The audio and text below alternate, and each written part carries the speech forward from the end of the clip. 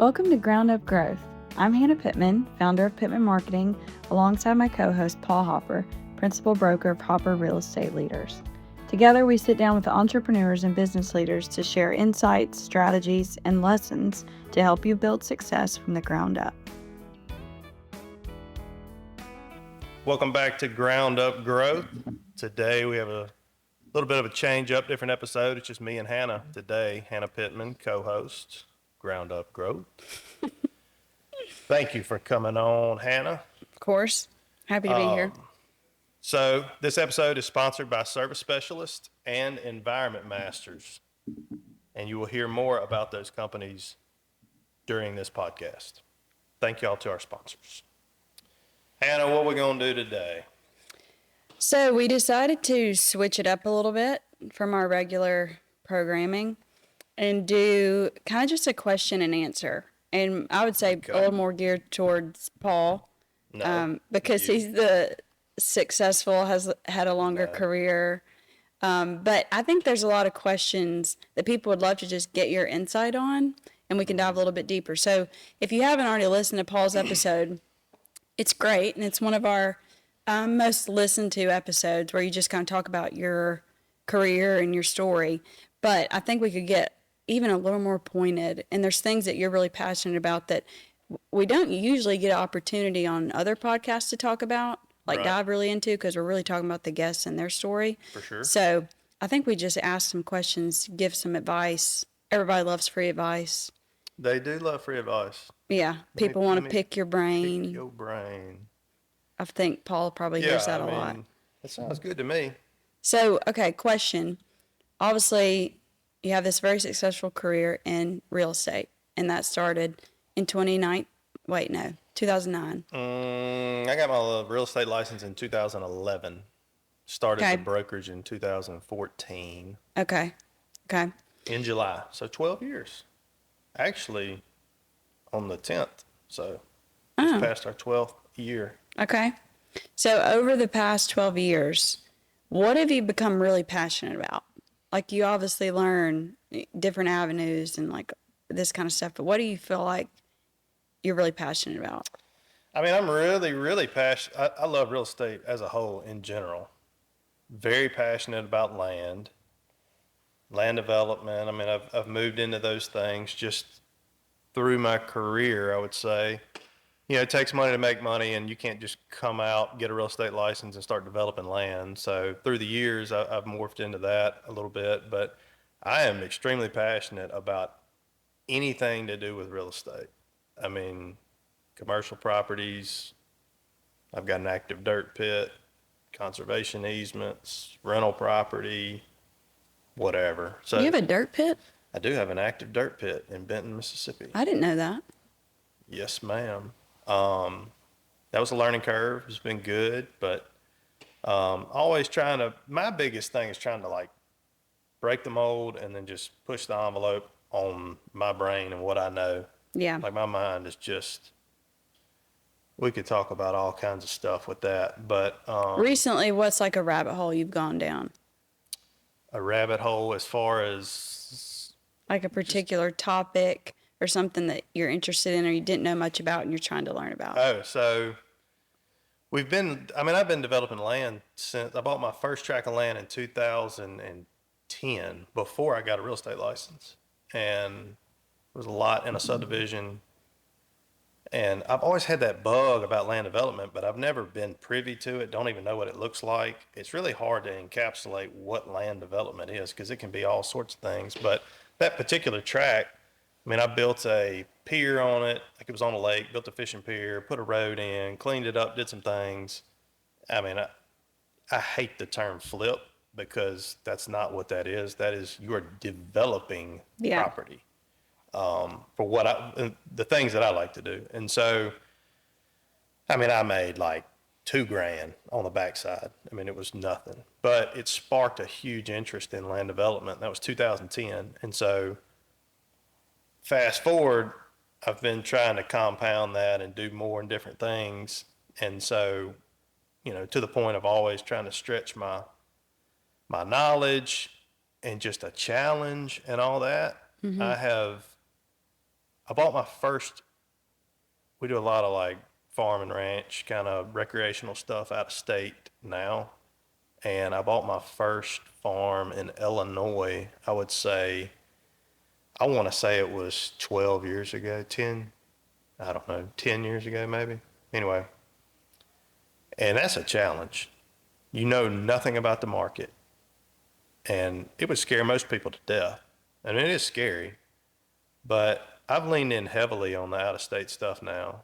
I've done 2 in Illinois, 1 in Kansas, 1 in Kentucky. I've got 2 in Oklahoma right now, and then I've got 1 in Montana.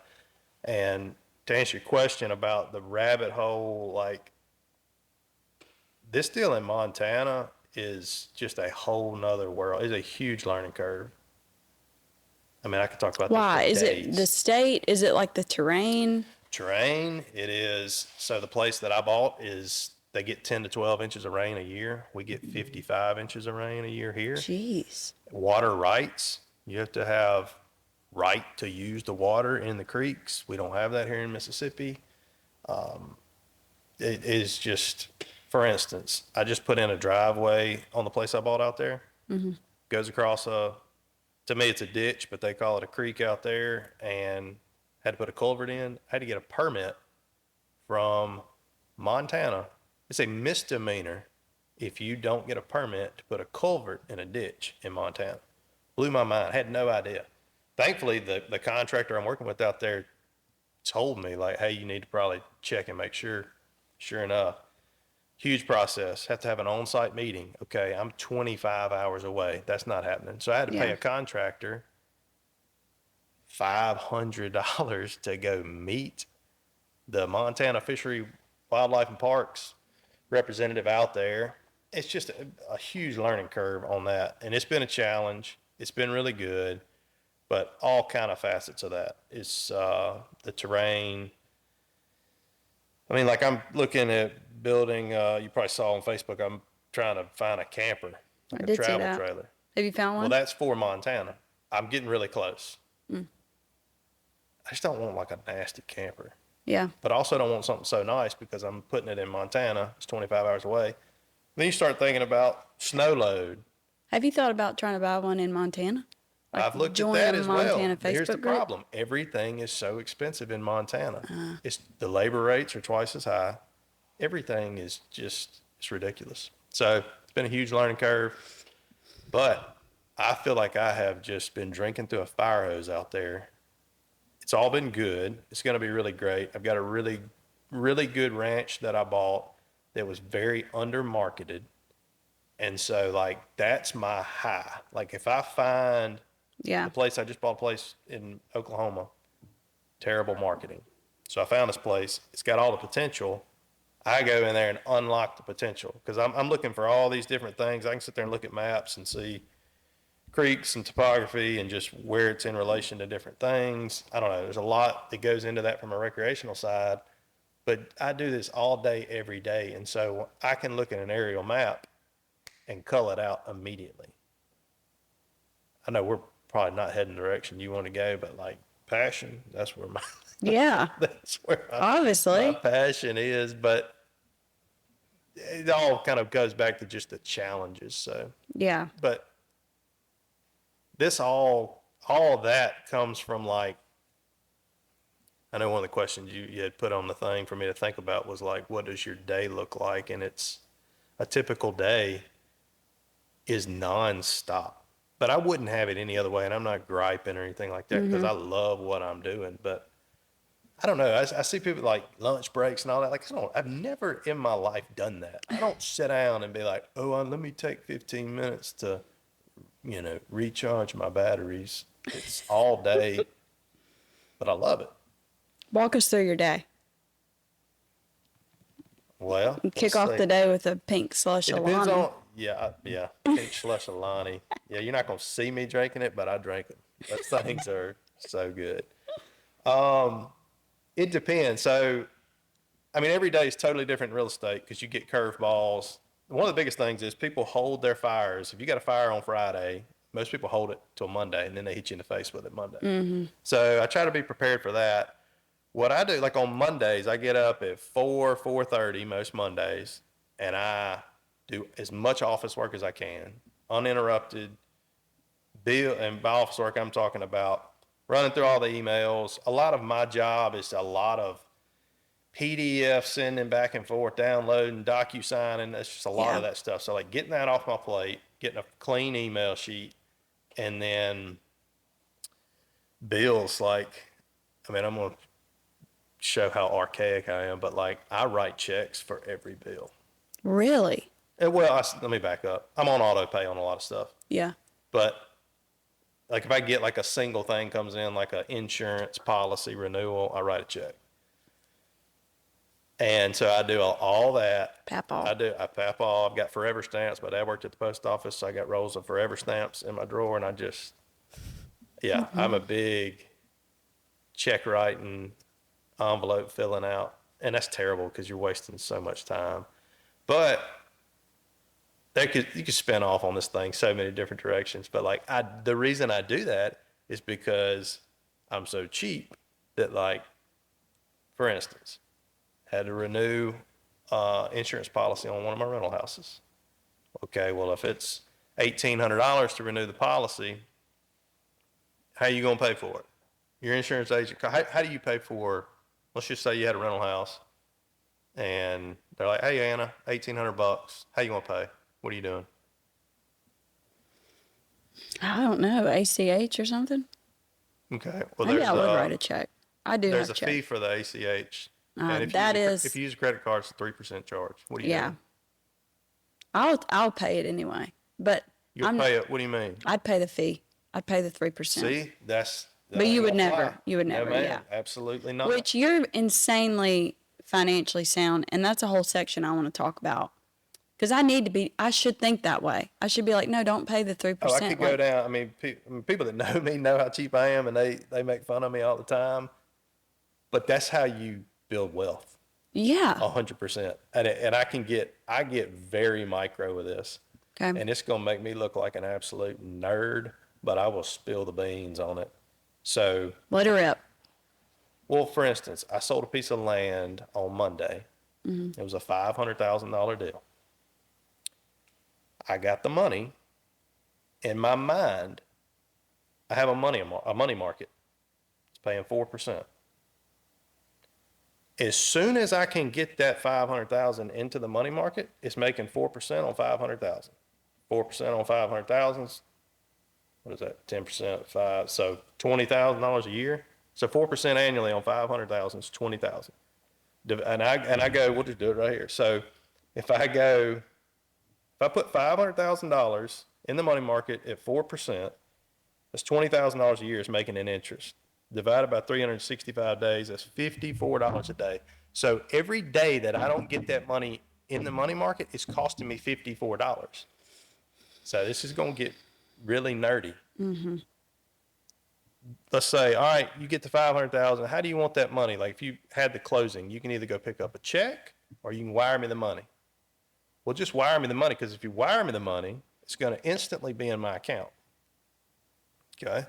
If you get a check and if you physically give me a check and I go to the bank and I deposit it, they're going to put a hold on it for 7 days because it's $500,000. Okay? Well, they hold it for 7 days. The money market will make $54 a day, so that's $350. If I can get that money in the money market, it's making me $350. It costs $25 to wire it. So I pay a $25 wire fee. That's $325 I saved by being on it. Like, no games. And that's like very anal about it. But you start doing that with everything. Yeah. Everything. It's and little things like that I've done for years. Like, that's why I'm writing checks instead of paying 3%. You start paying 3% on all these little fees. That stuff adds up. Mm-hmm. But anyway. What goes through your mind, like for investments? If people are thinking about, okay, I want to start investing in real estate, or if they want to, whatever it is, like if they need an investment or they want to make an investment, what's the thought process behind justifying if it's a good decision or not? Well, I mean, there's so many different avenues for investments. obviously I'm extremely heavily interested in real estate. I do think, I mean, you look at anybody that's wealthy, and, you know, wealthy's a relative term, but like everybody has a component of real estate in their portfolio that has money. And so I am a huge proponent of that. I think, you know, you got to know what you're doing, or you got to be working with a broker or somebody that's going to be able to find the deals and help you and all that sort of thing. But, you know, like some people invest in the stock market. I do not know what I'm doing in the stock market. I have played around in Robinhood, and I have been burned and learned to stay in my lane, you know, but I think it's healthy to be, and we can get into all of that, like being liquid versus, you know, like cash poor and asset heavy is more the camp that I go in. But there's other people that are like, oh no, like rainy day, I need liquid. Yeah. Like Dave Ramsey, he wouldn't get in the truck with me. I mean, you know, you can get into the whole debt, good debt versus bad debt. I'd be happy to talk about that. I love debt if it's good debt. What defines good debt? Okay, I'll give you an example. I bought a dental clinic in Flowood, and so there's a tenant in place, so they're paying X amount a month. They got a thing what they call a cap rate, which is basically the return that you're making on the money. So like if you were to pay cash for this dental clinic, it's making about 8.1% return. That's the cap rate. And that's what I bought it at. Well, I can go get a loan for, in this case, 5.7%. So I'm clearing 2.4% above the bank's money. So good to me, good debt is when it cash flows. That's what you call cash flow. Like if the asset was making 5.7% and you're taking a loan out for 5.7, if everything nets out and you break even, then it cash flows. So anything above that is just gravy. So that would be a good investment. Now, you know, people are going to jump on and say, well, what if they don't pay? Or that's, you know, that is the risk. Like vacancy is a huge part of it. But like going and buying a ski boat and taking a loan out on it, it's the dumbest thing I've ever heard. You will never catch me doing that. Like it's just, that goes back to assets versus liabilities. Real estate's an appreciating asset. You know, thankfully I've never done like business debt, you know, taking a loan out for a business. I mean, that would be a whole different deal, but I could see that being good debt if you were making a bunch of money with the bank's money.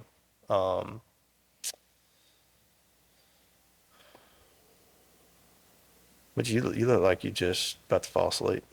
No, I'm thinking a lot. What's your top financial advice or like rules that you would tell maybe a small business owner that's like trying to get their finances in order? Ooh. I mean, watching every dime and knowing where it goes. I've heard that. The fly by the seat of your pants and just throwing money at the wall and hope it sticks on things, like, no, it's got to be 100% calculated. Yeah. And I've heard you need to be looking at your account every day. I Like, look at my account twice a day. And I know where everything's going. One of the things that I do is, so I've got spreadsheets, obviously. And if you listen to my story on my episode, I mean, I get that from my dad, and the graph paper where he had a ledger for everything I did when I was a kid, literally. I mean, buying candy as a kid. I mean, it was, yeah. I had a bank account on a piece of graph paper. It's funny thinking about your episode and how much you talked about your dad and like how he was financially. And now I'm sitting here listening to you and I'm like, okay. Yeah. And I have loosened up a little bit over the years, but I don't regret doing what I did at all. Like I was extremely frugal, very conscious of where everything went. And a lot of those traits carry forward now, and like the spreadsheets. So what I do every year is I take my total income, and that's one of my biggest things. Any kind of, especially like self-employed, you've got to have multiple irons in the fire. Like there's just no way in the world that I Yeah. would be solely reliant on real estate commissions from selling homes and land. Like there's no way that's just an extremely volatile deal. So, you know, rental property, real estate, running the brokerage, dirt pit. I mean, CRP programs on my land, land development. Like I've got a lot of tentacles out there for income streams. Yeah. And that's huge to me. Now, some of those streams don't bring in a bunch, but it's a melting pot. And when one goes down in a cyclical industry like real estate, the others pick up when one goes down, and it's, I don't know, it is vital to have that. And so what I do is every year I take my income, I look at everything I've got, and then I attribute my time. I take my time over here and I look at this and I say, okay, how much of my time went to the brokerage? How much time do I think I spent on the brokerage relative to how much money I made? How much time on me selling real estate? How much time on land development? How much time on rental property? How much time on, all these things? And it forces you to pour gas on some things, cull some things out, hire different things. So like I'm in real estate and I have had rental property. I bought my first rental house in 2014, still own it today. And I have self-managed all my rental properties since then. I've done everything. I've found the tenant, I've done the leasing, I've managed the repairs, done everything. I literally just moved over my first rental house to a management company. And it's because the time. I Your look at time's it and I'm getting more like, and more valuable. I'm losing some of the money, the net income, the return on that rental property. I'm losing a portion of it by paying management fees. But it's all in the name of, and that's as you grow through your career, it's like time becomes evident how valuable your time is. It's the biggest commodity that we have. You're not getting any more of it. So, Yep. in where I'm at, or what has caused me to make those moves is like if I can extract my time and get it back, I can go make, based on this chart, I'm making more money on developing land. Let's go focus on finding some more land and then let this man manage the rental property. So that would be one of my biggest things that I would kind of advise. You just have your thumb on where every dollar is going and constantly I do goals and hold yourself accountable. Look at those goals. I mean, I know I've said this 100 times. Look at the goals every single day. Just look at them. Literally just look at it. And it'll blow your mind how you'll gravitate toward the goal by default just because you're in a habit. You're looking at it. It's top of mind. And Yeah. having a group of people, have friends that you share those goals with, and you make them hold you accountable and make them call you out if you're not hitting it. And those goals are not just monetary goals. They're whatever. I want to read books. I want to lose weight. I want to whatever. Yeah. That's huge because I hear that all the time. Like set goals and even look at them every day. But honestly, to share them with someone, like to be vulnerable and share, like this is what I'm tracking towards, and to have a Be vulnerable and say the open- ones you miss. Yeah. Because if you hit 8 out of 10 goals, you still won. Yeah. And then the next year you can laser focus on the 2 that you missed. I think I don't even know where that came from. Because like I was no star student at all. I mean, before they had iPad or AirPods, I mean, I remember being in college listening to country music with a Walkman during class. Oh my This gosh. was pre-AirPods. I was not your So star you were student. just there because you had to be there. Yeah, and I just don't know where the all the goal setting stuff came from, but I literally have done that. I've got a spreadsheet with every dime that I've made since 2011. And to be able to go back and track that and look at the stair steps through the years of what things kind of blew up and what things is like need to be shucked. Yeah. And the compounding effect is so huge. Like I can't overemphasize that. And it takes time to make money. You know, and you hear these people say like your first million's is always the hardest. And like there's no truer words ever spoken, because that whole first million, say, if there's some, you know, the first million is made by earned income. So earned income would be you go to work, you get your check, and like Yeah. it's just a slow grind. But that second million from 1 to 2 goes twice as fast, because the compounding effect, if you're doing it right and not buying ski boats, if you put it in place, put it in the money market, you buy real estate, you do these things, you leverage off of it, get some good debt, like make sound decisions, that leveraging effect just grows exponentially to the point where, I mean, you got me all fired up. I'm just rolling right now. But so the whole goal here is retire, right? I mean, you don't Yeah. want to work till you're 90, I wouldn't imagine. I don't know. But I would want to do I'm not something, saying go but sit on yes, the like, couch. I'm not saying go sit on the yeah. couch, but like whatever you're passionate about that it doesn't make you money, you would want to go do that Right. more hours of the day than you would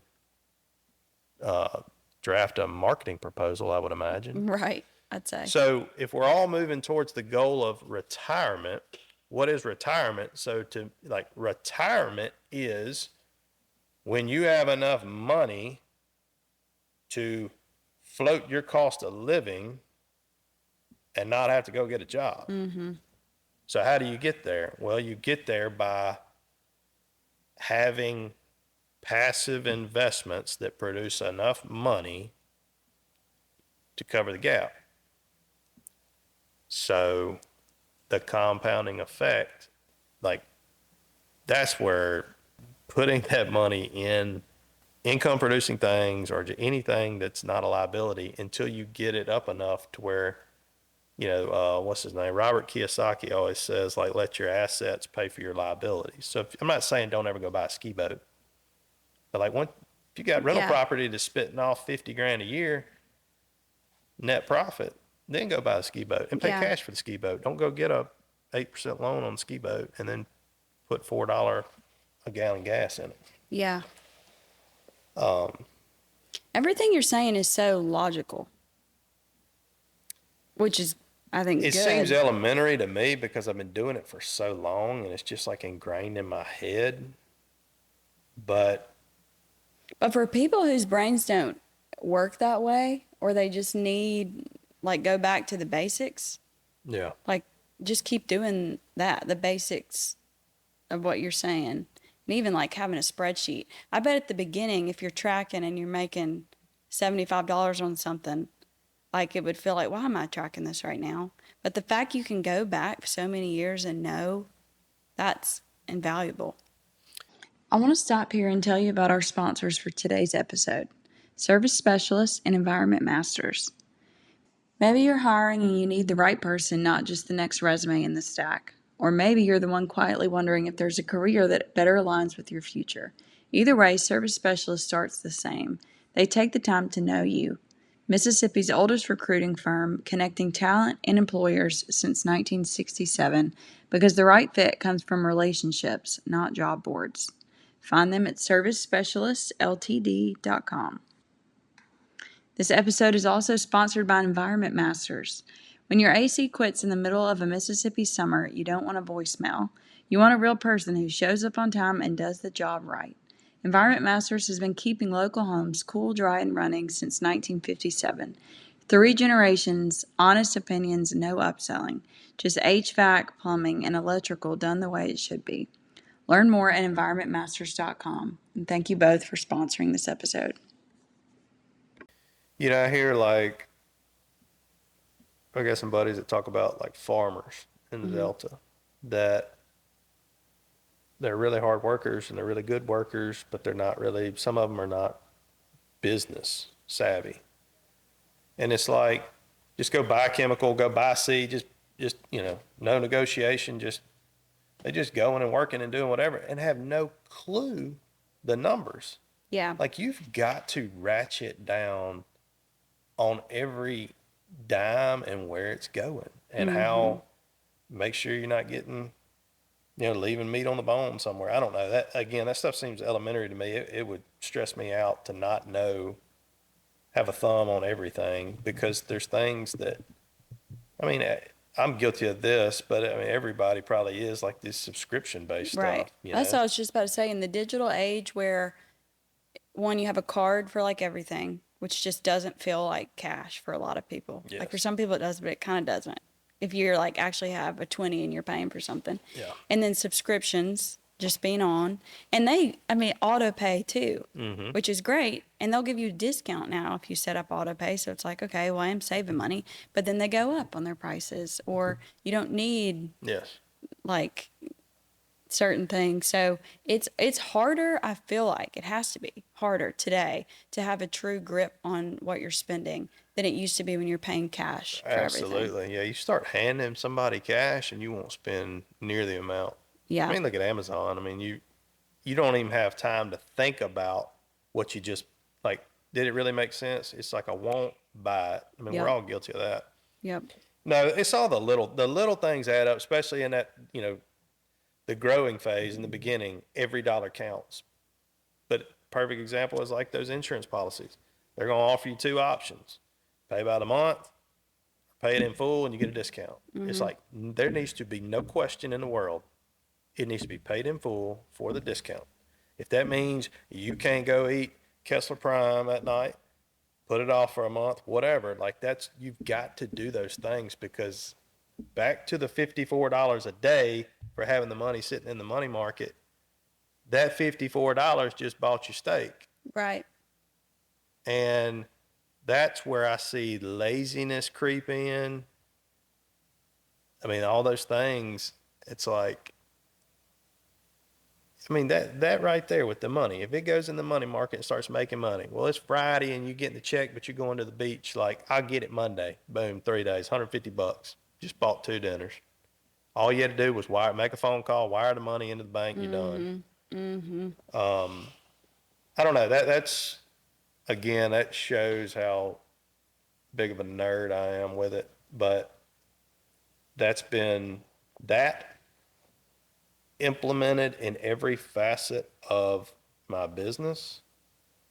There is no air gaps for like it ain't gonna fail because there ain't no air gaps. Yeah.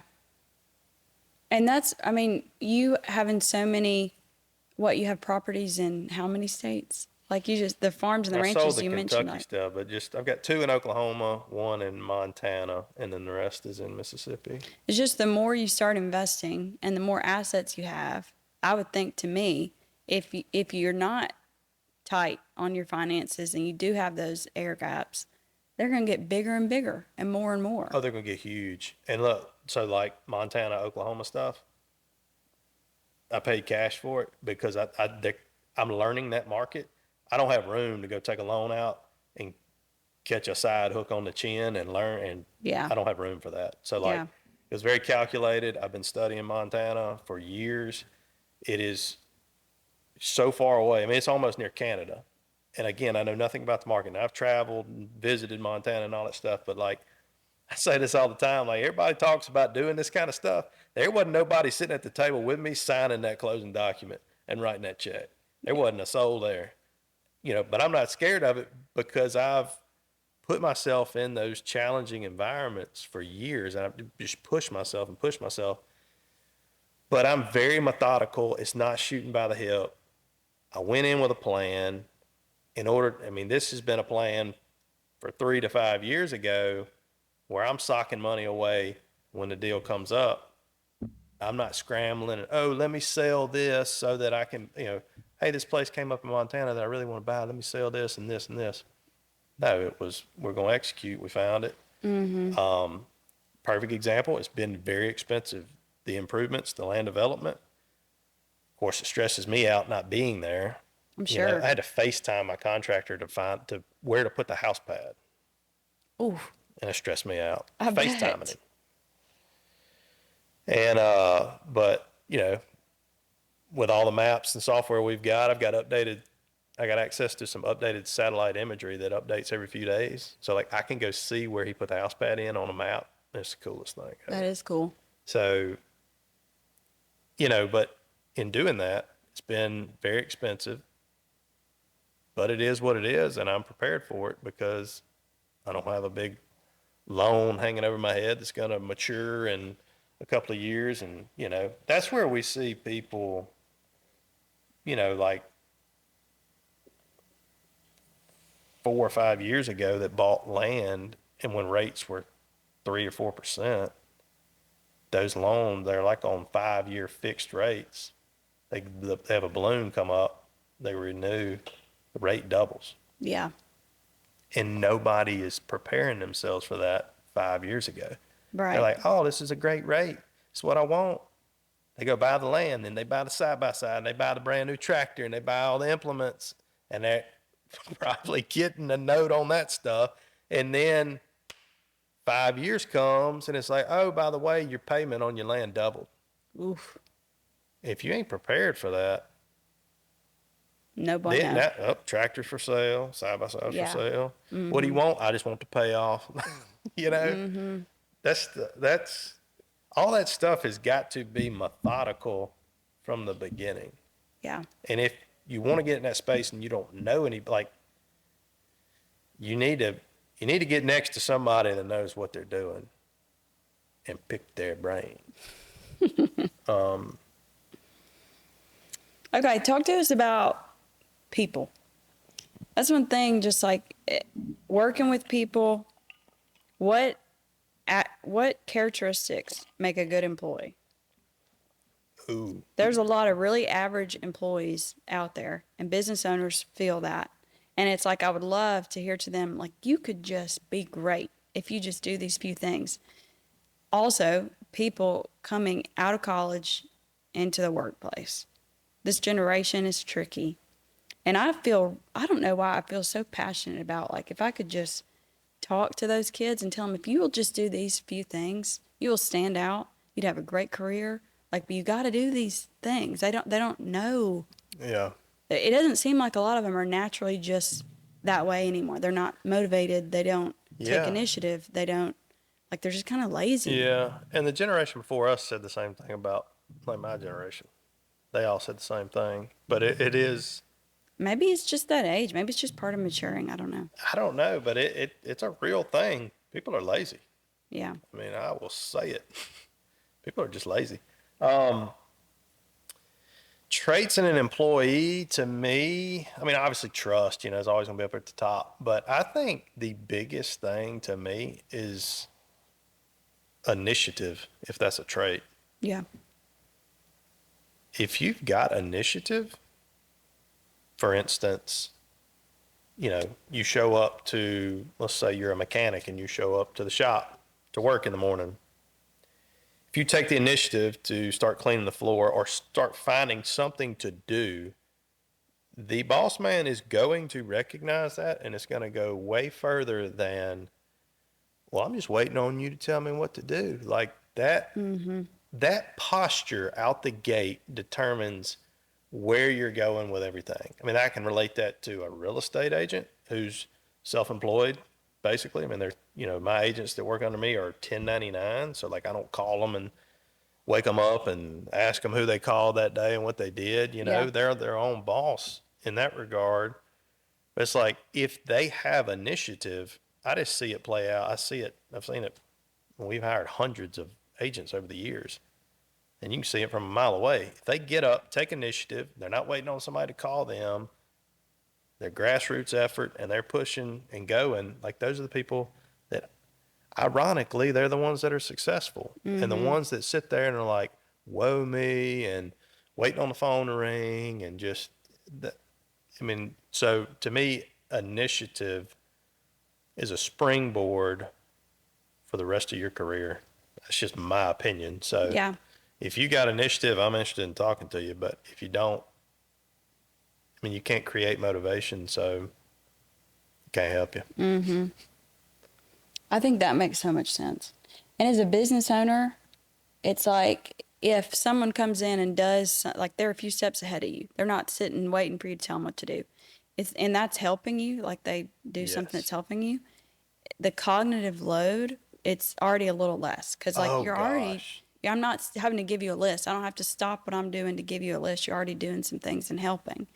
And then if I'm thinking about people that are valuable, like that, they So give you that's time yes, back, which is your yes. most important thing. It's a really good point, and I've talked about this before, and this is my flaw. I mean, I'm bad at it. Is just letting go and growing, delegating. I've always struggled with that. Never had a real estate assistant.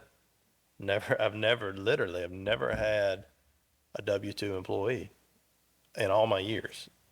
They call it OCD or whatever. I've just never done it. And here lately, I have hired a guy that is helping me on the land development side of things. And to your point, I've just never been exposed to this. But, I came in the other day and he's like, grease the tractor. And I'm like, I didn't ask him to do that. Yeah. Pressure washing some of the equipment, the bush hogs and stuff. And I'm like, that, just what you just said, the cognitive load, I've never been privy to that.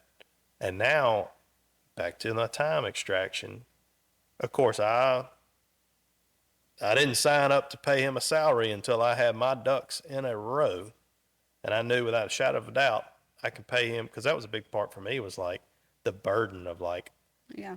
you're entrusting me with your livelihood.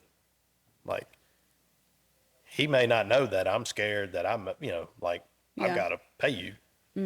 And, but with that whole thing, his initiative, now I'm like, the value, huge You're value. immediately like, that was a good decision.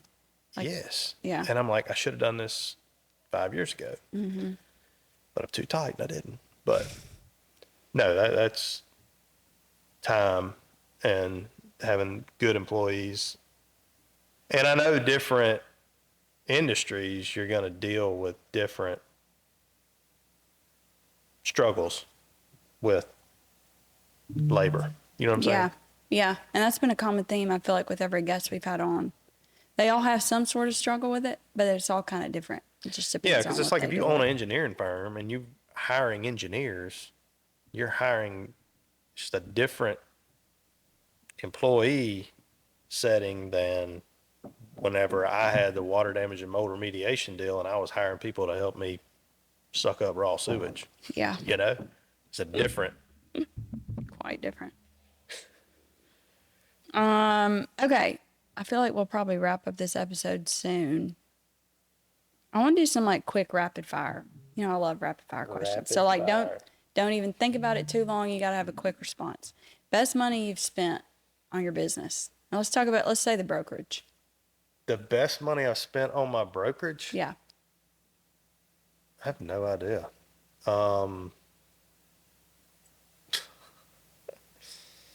I really don't. Ask me something else. Okay. The best money I've spent on my brokerage? Can you think about it in another area? What you mean?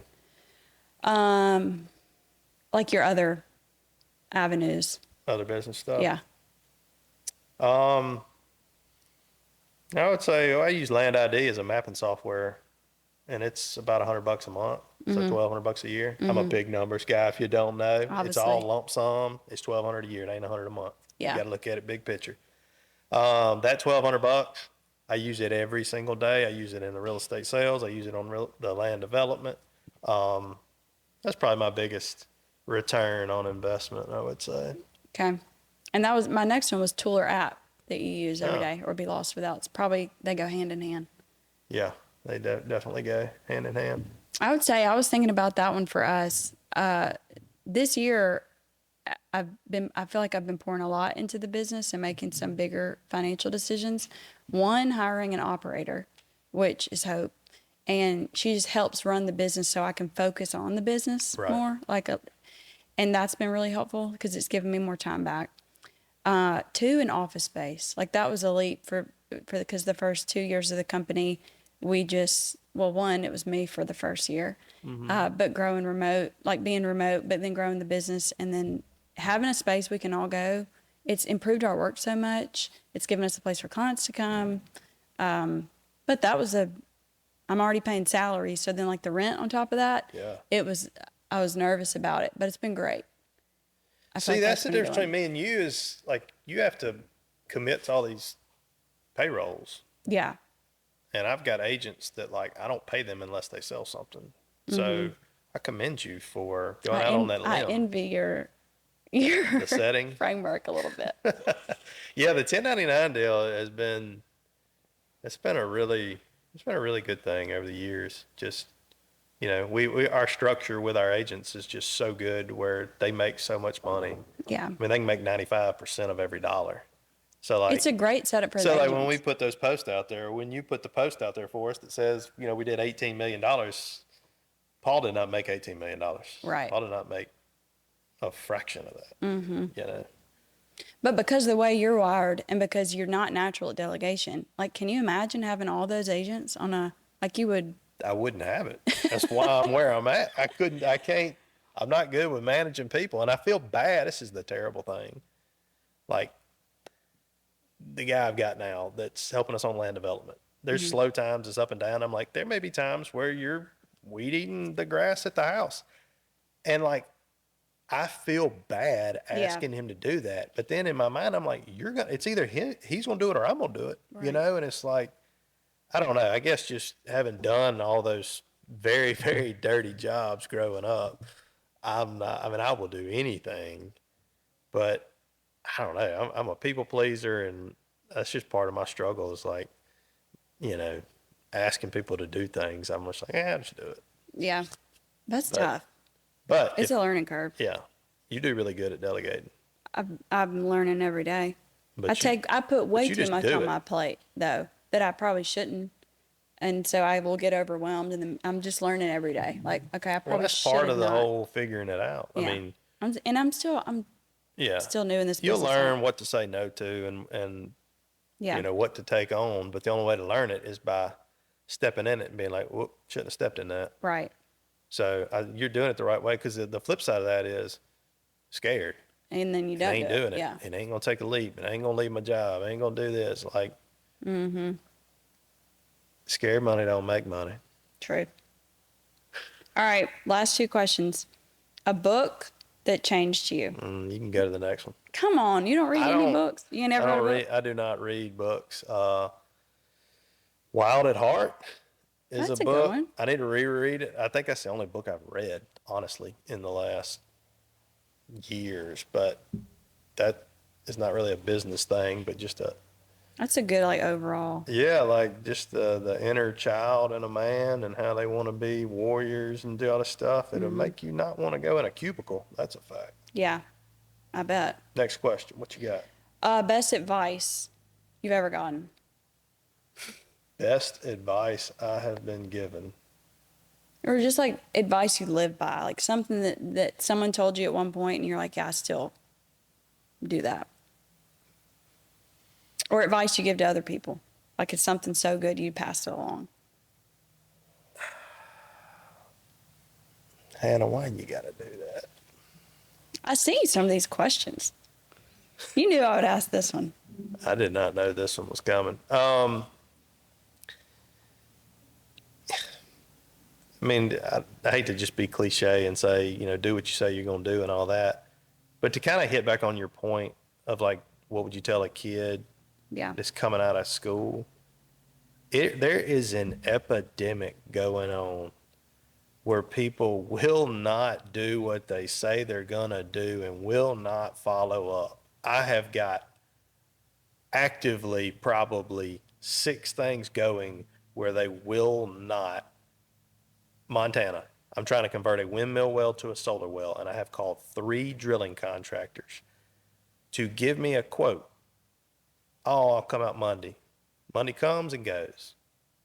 I've got a call this afternoon with one of our marketing website things that we pay a subscription to. Told me last week, let's have a phone call Monday. Okay, today's Thursday. I texted him on Tuesday and said, this Monday? Like, Yeah. follow up, do what you say. This is so elementary, but it is an epidemic. Got a surveyor right now. Says he was going to survey on Monday. It's Thursday.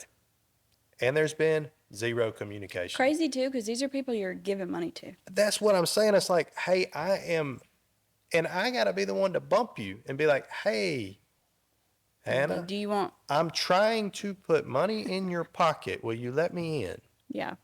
I don't know what that stems from, but like that's a huge problem. Yeah. But it's also a huge, back to your question of the advice. I'm telling you, it makes me just want to go do it. You can start any company and make it work and make money. If you it's so elementary. Do what you say you're going to do. Pick the phone up. It will spread like wildfire. Yep. And it's so, I don't know, it's unbelievable. I mean, that's part of the reason that I hired this new guy. It's like, all right, you're going to go do this because I can't get nobody to do it. Yeah. So that, if I was coming out of college right now and I knew what I knew now, I would go start anything that I was passionate about. I saw that was one of your questions. Like, if you were going to start something, what would you do? I would start a tree cutting company right now. I'm trying to get my And if our brother-in-law to do listeners, that. if somebody goes and does it, I'm going to be so mad. Or at least let me go in with you and be a equity partner or something. Or somebody's got a That's tree so company and they funny. want to sell. Let me buy it. I've got a passion for that. Cutting trees and growing them, apparently. Yeah, growing them, cutting them. Why But I do mean, you like, have a- I why do you have a promise you, I passion could for go it? in that market right now and disrupt it. I promise you I could. I'm literally trying to get my brother-in-law to do this. I'm sure his employees are not listening. Because it's like, one, they've had to cut several trees in their yard. It's insanely expensive Yes, super to expensive. do. So obviously, like, pretty lucrative business, I'm assuming. But it's like, go and do it. And in any service, and what you're saying, I feel the same way. Like when we talked about that question, I don't know what I would do, but I would just do a really good job at it, and it would be a successful business. If you just like have a good service or product and do Lean what you in. say you're going to do, be a responsible person, communicate, Yes. follow up with people after the fact, like tell them thank you for your business. That is just the base level and you will be successful. Yeah, isn't you that start crazy? adding on like, hey, we're cutting trees in your yard and you stick a sign in the yard like we do our real estate signs, trees being cut by, Paul's tree service. Like that's just one little layer.